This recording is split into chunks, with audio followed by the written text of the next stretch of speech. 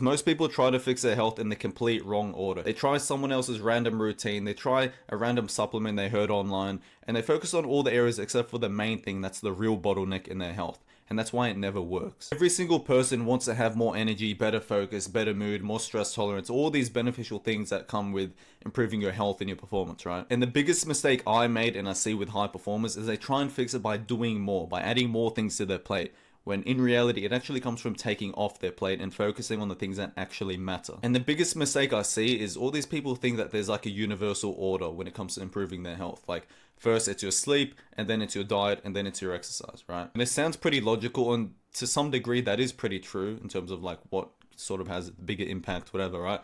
But that's not always true, because not all people break down with their health in the same way. Living and teaching health optimization since 2019, working with high achievers, entrepreneurs making up to 7 figures a month, athletes, even 9 to 5 workers under a lot of stress.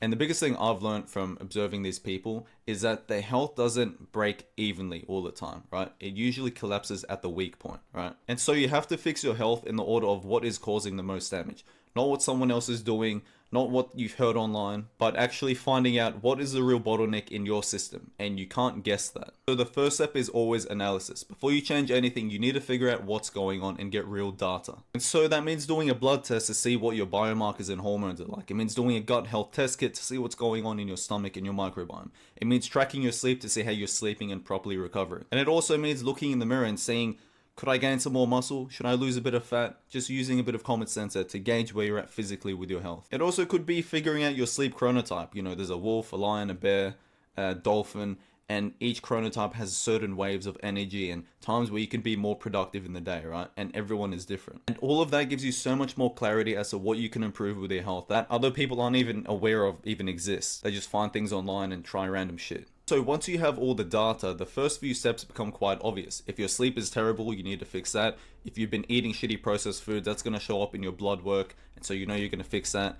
And through a gut health test kit, that's going to be a result of, stress and eating terribly and probably not sleeping properly as well. And you know what to improve on. You're also able to know what foods to have, what foods not to have, probiotics to have. If, for example, your testosterone is very low, you're able to trace that back to your diet, your sleep, your exercise, and other weird things going that might be affecting it. And also, for example, if your stress is very high, you know that that is a factor contributing to other areas of your health, probably leading to you eating more terrible food, not breaking down your food properly, not sleeping properly, getting in the way of your relationships. And there's a lot of factors when it comes to your health, and they all kind of affect each other at the same time. But usually you'll know what to focus on first. Nothing exists in isolation, but usually there's one thing that's causing everything else, and that's the thing to fix. And for me, I spent years trialing and erroring random protocols I found online, watching Andrew Huberman and random YouTube videos, and falling for all the marketing trends of doing the ice baths and random supplements without actually figuring out, what does my body need? And it came down to the end of just doing the minimal, but focusing on the things my body actually needed.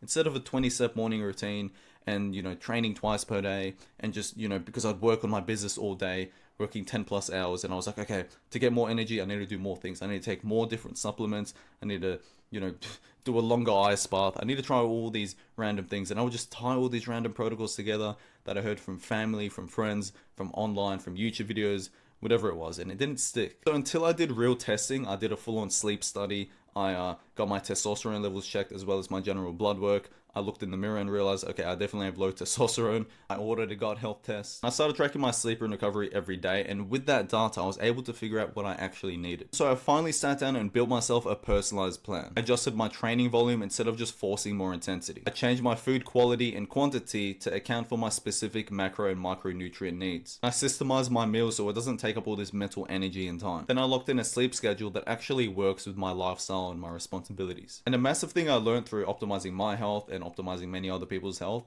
is that you don't need to focus on something that's going to be perfect. You just need a system that runs on autopilot. You can't be critically thinking about what you're going to do to optimize your health every single day. And after you build stability with your health, that's when you can really figure out how you can optimize. That's where you can put on your biohacking hat and you can optimize those small changes. And that's where it makes sense, but that's where a lot of people start. They try and start off with all these small changes thinking that they're actually big changes.